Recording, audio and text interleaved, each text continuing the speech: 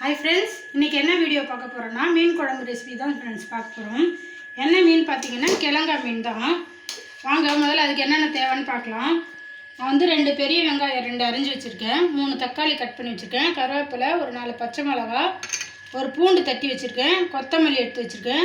ஒரு 1/4 முடி தேங்காய் அரைச்சு வச்சிருக்கேன். மஞ்சள் தூள், இது வந்து தாளிக்கிறதுக்கு வெந்தயம் கடுகு எடுத்து வச்சிருக்கேன்.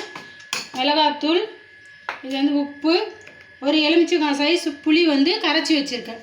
வாங்க இப்போ எப்படி செய்யலாம்ன்றதை பார்க்கலாம். ஃபஸ்ட்டு ஒரு 2 தக்காளி வந்து இதில் அப்படியே கரைச்சி விட்டுக்கலாம்.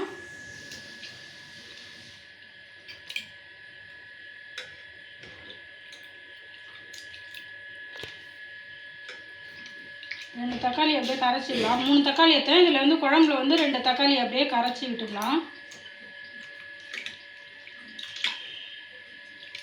அப்புறம் ஒரு 2 பச்சை மிளகாய் இதுலேயே இந்த குழம்புலேயே போட்டுக்கலாம். கொஞ்சோண்டு கருவேப்பிலை இதுலேயே இந்த குழம்புல போட்டுக்கலாம். ஒரு இதில் ஒரு பாதி வெங்காயம் எடுத்து இந்த குழம்புல போட்டுக்கலாம். மொத்தமாக அப்படியே கரைச்சிருங்க.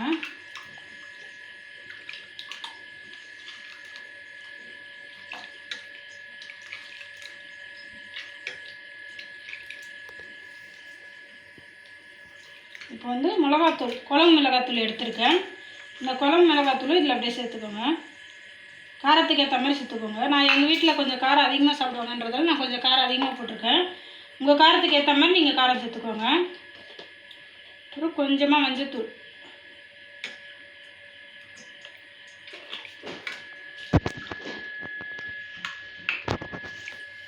அப்புறம் உப்பு, தேவையான அளவு உப்பு,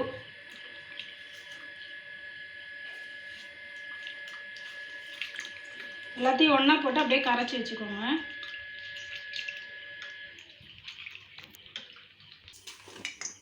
இப்போ வந்து ஸ்டவ் பற்ற வச்சு கடாய் வச்சு எண்ணெய் ஊற்றிருக்கோம்.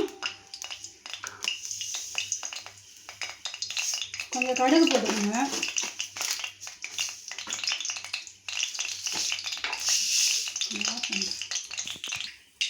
கடுகு நல்லா பொரிஞ்சிச்சு. வெந்தயம் போட்டுக்கலாம். வெந்தயம் போட்டு தான் ஒரு பூண்டை வந்து தோலோடு தட்டி வச்சுருக்கேன், அது போட்டுக்கலாம்.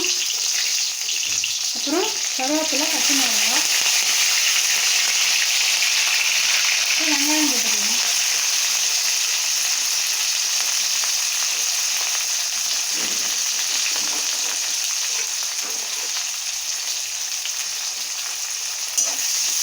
வெங்காயம் போட்டு நல்லா வதக்கிக்கலாம்.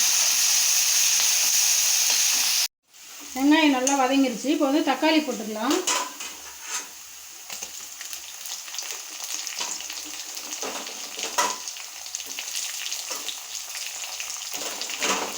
தக்காளி போட்டு தக்காளியும் நல்லா வதங்கட்டும்.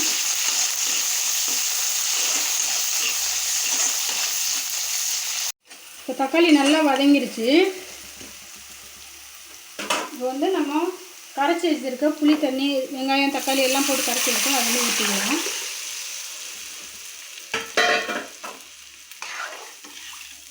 அவ்வளோதான். இப்போ இது நல்லா கொதிக்கட்டும்.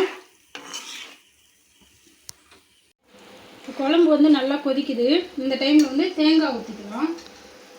தேங்காய் ஒரு 1/4 மூடி அரைச்சி வச்சுருந்தோம்னா அதை வந்து இதில் ஊற்றிக்கலாம்.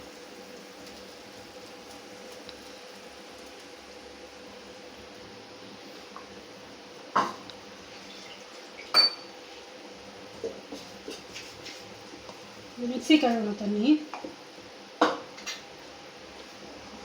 தேங்காய் ஊற்றணும். நல்லா கொதிக்கிட்டோம். அப்புறமா மீன் போட்டுக்கலாம். இப்போ வந்து மீன் குழம்பு வந்து நல்லா கொதிச்சிச்சு, கொஞ்சம் திக்காக வந்துச்சு. இப்போ மீன் வந்து போட்டுக்கலாம். மீன் போட்டு ஒரு 5 நிமிஷம் கழித்து இறக்கிடணும். ரொம்ப நேரம் கொதிக்க வச்சா மீன் வந்து உடஞ்சி போகும்.